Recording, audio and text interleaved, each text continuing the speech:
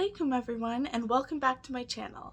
My name is Emma, and today we're going to get into some hair care tips. Now, I know that might seem strange coming from Hijabi. Hair care tips? You don't even show your hair. Why are you giving tips? Well, it's very important for hijabis to take care of their hair just like anybody else. Some of these tips can be used for non-hijabis as well, but they're extremely important for people who do wear the hijab. There are certain rules that we need to follow to keep our hair looking at its best when we do choose to show it to certain people. Now, if you're not Muslim, you might be wondering, well, who can you show your hair to? You can show your hair to your husband and your family, essentially. Now, there's more to it than that, but that's just very simple and basic, and other women. I can get more into who can you show your hair to in a separate video, but that's just a very condensed version. I know some of you might be like, oh, but there are some people in your family that you can't. Yes, you're right, but we're not going to get into that right now. So let's just jump right into it.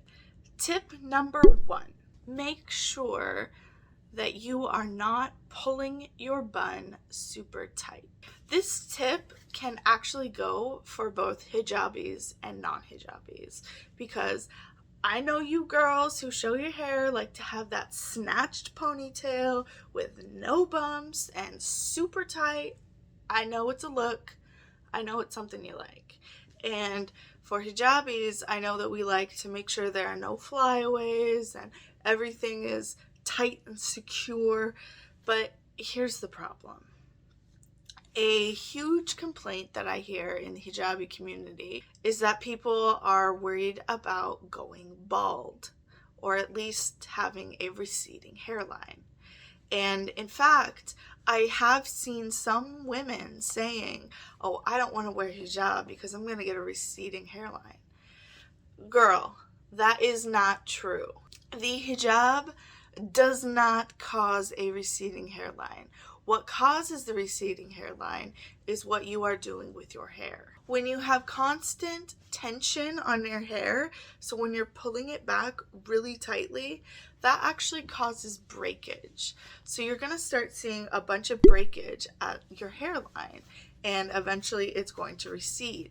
In fact, you can also start getting alopecia right here, or balding, right in this area if you're pulling your hair back too tightly. What I like to do is pull my hair into a half bun.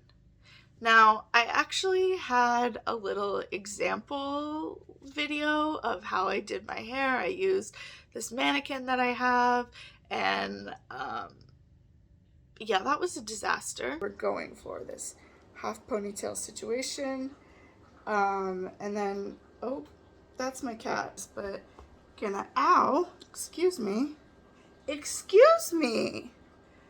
she's biting me. Can you see this? I can't work under these conditions. So I'm just gonna show you some images of what I'm talking about.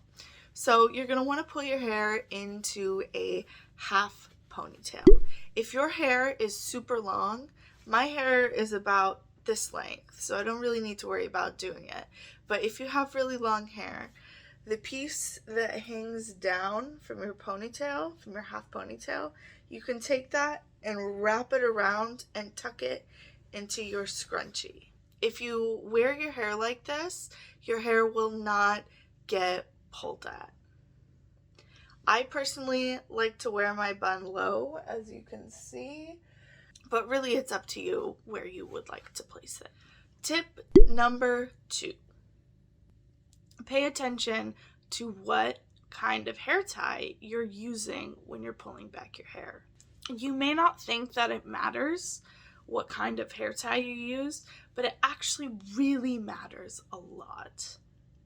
There is a typical hair tie that you can usually find that looks something like this, and you can buy it at any store. And I would say, do not buy it under any circumstances. this hair tie will tug at your hair like super bad, and it will cause more of that tension against your hair.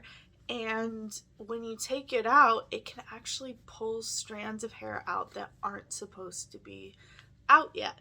Yes, your hair naturally falls out. I think it's like 100 strands a day fall out.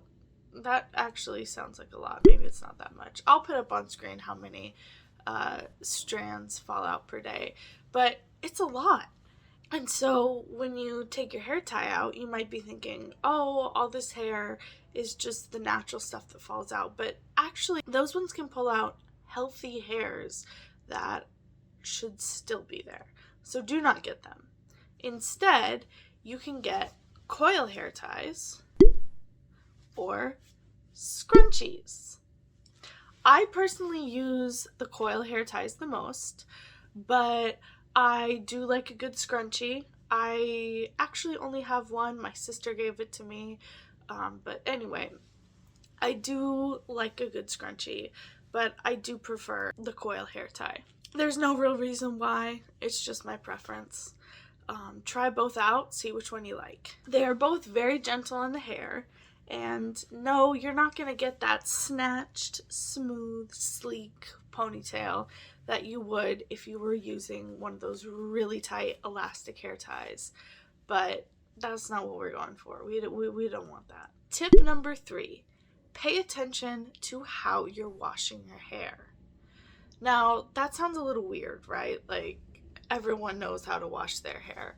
Well, there are some things that you might not know. Now, there's been this whole thing going on where people are saying, oh, you don't need to wash your hair every single day. You shouldn't be washing your hair every single day. And then you have these other people saying, oh, well, if I don't wash my hair every day, it gets really greasy. So who's right? They both are. If you wash your hair every single day, you're actually training your scalp to produce more oils because it's used to you stripping away your natural oils with the shampoo. So you can actually train your scalp to not get as greasy if you just wash your hair less, but gradually. Maybe wash it every day except one, and then keep moving until you're washing it maybe twice a week. I wash my hair twice a week, occasionally 3 times a week, depends, but twice a week is good for me. Now, on to the thing you might not know. Hair washing technique. Yeah, that sounds a little weird, doesn't it? Well, there's some stuff that I didn't know about washing my hair that I was actually kind of embarrassed that I didn't know this, but maybe you're in the same boat with me. What I used to do when I washed my hair was dig my fingers into my hair, onto my scalp, and go in circular motions, like really vigorously. Do not do that. Don't do it. You are going to be pulling out healthy strands of hair, and you're just also creating tangles, so life just gets harder when you get out of the shower and you try to brush your hair. You're just making life very difficult. So I know it feels good to have that nice scalp massage, but do it gently and don't do circular motions. Go up and down, all across like that. No circles, just up and down and gentle. Also, when you're drying your hair, I used to be a big fan of just getting in there, and my hair would literally go whoosh. So you don't want to do that, right? We don't want to do that because, again, we're pulling out more hair that doesn't need to be pulled out when you do that. So what you want to do is take your towel and do scrunching motions, gentle scrunching motions, and help get that hair dry. Tip number 4, do not put wet hair up into your hijab. Your hair needs to be dry because here's the thing. If you put your wet hair into a ponytail and you just walk around, no hijab on either, it's not going to dry very fast. In fact, it could take all day and still be damp, depending on the thickness of your hair. So think about that, and then think about putting cloth over top of that. Your hair is not going to dry. That is not good. You could even get mold or other gross things going on in there. So make sure your hair is dry before you put it up. So for a lot of us, that means we need to invest in a blow dryer. You can get all fancy if you want to and get the fanciest, most expensive blow dryer ever. Honestly, a cheap one works just the same, at least in my experience. Unless you have like really curly hair and you need I think they're called a diffuser, I'm not really sure, then yes, okay, you're gonna need something different. But if you've just got straight hair or slightly wavy hair, a cheap hair dryer will do you just fine. Now, on to tip number 5. Take care of your hair using hair masks. Now, there are tons of ways you can do hair masks. You can buy hair masks or you can make your own. I do both. So I usually do a hair mask once a week. And the first time I ever did a hair mask, oh my gosh. Moment of silence for my first time doing an at-home, homemade hair mask. Okay. I messed up big time because, so what I did is, my hair isn't super thick, or it wasn't at the time, and I really wanted more thickness. So I decided to use rosemary oil, and it works. It really does, or at least it works for me. Hopefully it would work for you too. But what I did is I mixed that with coconut oil, which is fine because before you put essential oils into your hair, you want to have a carrier oil. So that could really be any oil, honestly, but I prefer coconut oil. I like how it smells.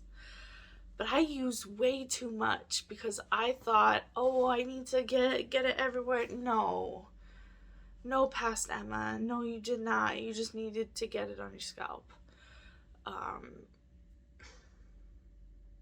But unfortunately, I got it all over. And yeah, you do want to get your hair strands a little bit, but not with like a ton of oil because it takes a long time to wash all that out. And in fact, I wasn't able to wash it all out I think it took 3 washes to get it all out. And that's not easy on your hair. So be careful. Just use a little bit of oil and you'll be fine. What I do, I should say, is I take the mask and I put it on my head for around like 10-15 minutes. You can do it even longer. Honestly, I think 40 minutes to an hour would even work. If you are using one that you've bought, it'll say on there how long it should be. Sometimes it says 40 minutes. The one I own says just 10 minutes. So it really depends. But definitely use these hair masks to improve the strength and the gloss and all the niceness of your hair. You want it to be moisturized. You want it to be healthy. So make sure you're doing that. Now, tip number 6 is one that I don't really do, but I need to do. And that's trimming your hair every now and then. So as a hijabi, it's very difficult to get your hair done. It just is. I have fun with my hair. I like to dye it sometimes. I've dyed it red. I've dyed it all sorts of colors. But I do at-home box dyes because I'm not about to go to the salon and worry all the time about a man walking in. So if you're going to get your hair done, find somebody you trust to do your hair alone, maybe at your house. You can also get some hairdressers to come to your house. I had a friend whose mother would do that. She hired somebody to do at-home hairdressing with her, so that can be nice. Also, just ask around the community. That's what I did, and even though I don't get my hair trimmed because this lady is really far away, I was told about somebody who does hair for hijabis. She's too far away from me for me to go to on a regular basis, but who knows, maybe I'll go to her at some point. And last but not least, tip number 7, make sure you're wearing nice, breathable fabrics. You can use whatever fabric you want, but just make sure that it's not making your head super sweaty all the time.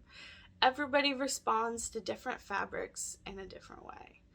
I personally haven't really had any issues with fabrics making my head super sweaty, but I know that some people do have that issue.